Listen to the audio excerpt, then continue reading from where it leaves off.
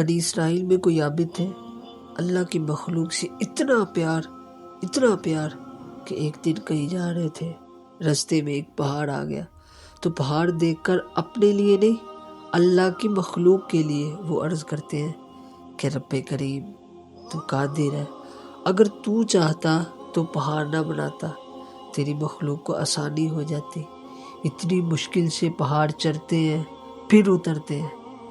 تو ان اللہ علی کل شیء قدیر کی شان والا ہے، اگر تو یہ پہاڑ نہ بناتا تو تیری مخلوق کو آسانی ہو جاتی، اتنی مشکل سے اترتے ہیں چڑھتے ہیں۔ یہ بات کا مفہوم ہے۔ اس وقت کے جو نبی تھے اللہ نے ان کو وحی عطا کی، فرمایا کہ اے میرے نبی فلاں جگہ فلاں شخص، اور لکھا ہے حضرت اس نے 400 سال اللہ کی عبادت کی تھی، اس کو جا کر کہہ دے کہ تو ہماری تخلیق پر اعتراض کرتا ہے، ہم نے آج کے بعد تیرا نام مقبولوں میں سے نکال کر مردودوں میں کر دیے،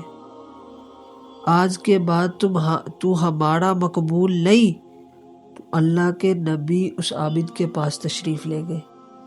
تو حکم خدا تھا، جا کر سنا دیا، فرمایا تو نے رب کی تخلیق پر اعتراض کیا ہے،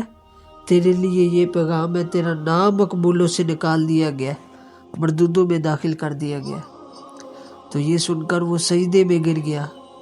الحمد کا ورد تھا زبان پر۔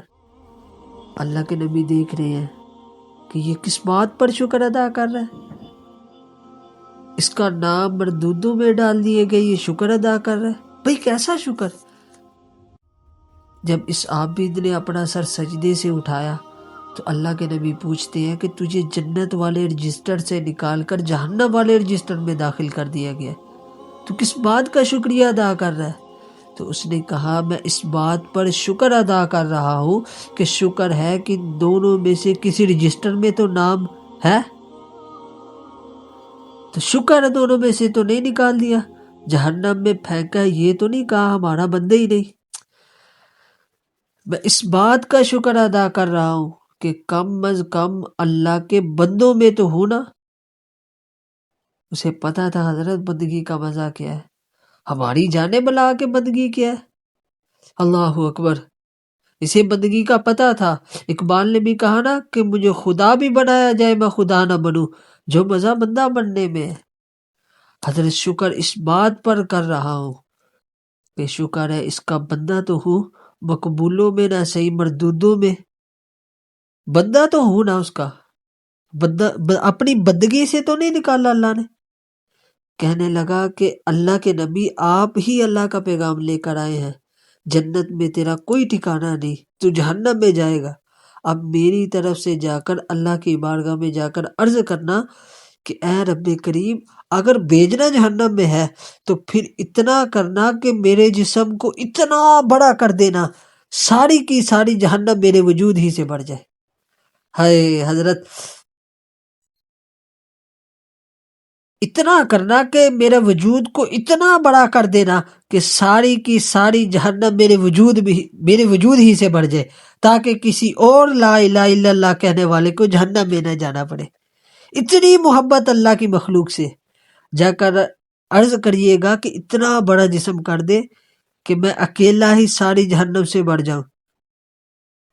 کہ ساری جہنم میرے جسم سے بڑھ جائے، تاکہ اللہ کی مخلوق میں سے کوئی اور نہ جا سکے۔ بس اتنی بات کرنی تھی